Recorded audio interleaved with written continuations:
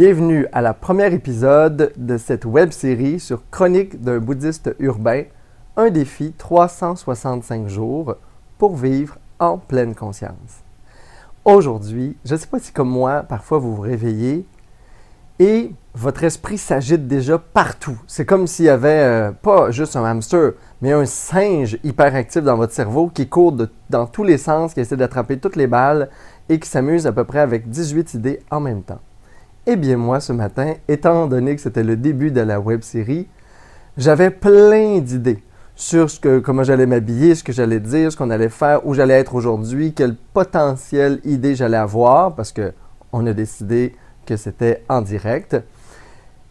Eh bien, je me suis dit, Martin, ramène-toi à ici maintenant. J'ai décidé de tout laisser ça de côté, de dire au petit singe, calme-toi, doudou. Je vais respirer 30 minutes, je vais aller méditer. Et finalement, j'ai médité dans le lit. Et me revoilà émergé de cette méditation. Et peu importe aujourd'hui ce qui va se produire, j'ai décidé de voir l'extraordinaire dans l'ordinaire. Ma plus grande préoccupation, c'était de vous présenter aujourd'hui le meilleur de la web-série pour le premier épisode, pour être certain que vous soyez là et que je puisse vous partager cette web-série toute l'année.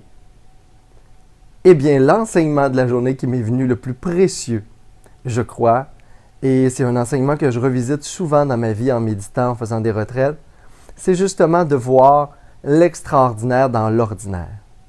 Alors aujourd'hui, je me suis dit, j'attendrai justement pas l'extraordinaire. Je vais leur présenter ce défi-là de la journée. Peu importe ce qui s'en vient pour vous, peu importe ce qui est là, essayez de voir le merveilleux, le beau, déguster les petites choses qui peuvent paraître anodines si on attend tout le temps l'excitation, le grand scénario, le grand drame. Mais si on s'y attarde un petit peu, si on prend le temps d'y accorder de la présence et de la conscience, tout ça devient merveilleux. Ça me rappelle quand j'étais jeune, justement, au lac Saint-Jean. Moi, j'ai été élevé sur la plage. Et vous savez, quand on se promène sur la plage, on a toujours l'impression que le sable, c'est quelque chose de flat, de très plate, de gris ou un peu brun. Mais je me souviens souvent, je décidais de juste m'asseoir sur le sable ou de me coucher la tête dans le sable très près.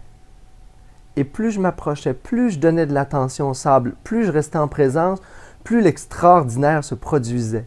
Dans cet amas de petits grains qui avaient l'air tout bruns, insipides, je découvrais des trésors. Des trésors, des fois des petits diamants roses, des petits rubis rouges, des petits trucs arc-en-ciel. Toutes les couleurs étaient rassemblées, toutes sortes de cristaux, de minéraux. Et pour moi, ça devenait une véritable exploration, comme si j'étais dans une immense grotte de cristal et que je découvrais des beautés que personne n'avait vues avant moi. Eh bien, c'est à peu près ça, voir l'extraordinaire et le merveilleux dans l'ordinaire.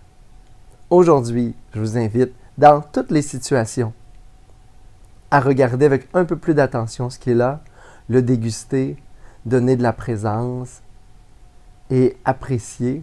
Et peut-être que devant vos yeux se dévoilera une grande grotte de cristal. Namasté tout le monde. Bonne journée.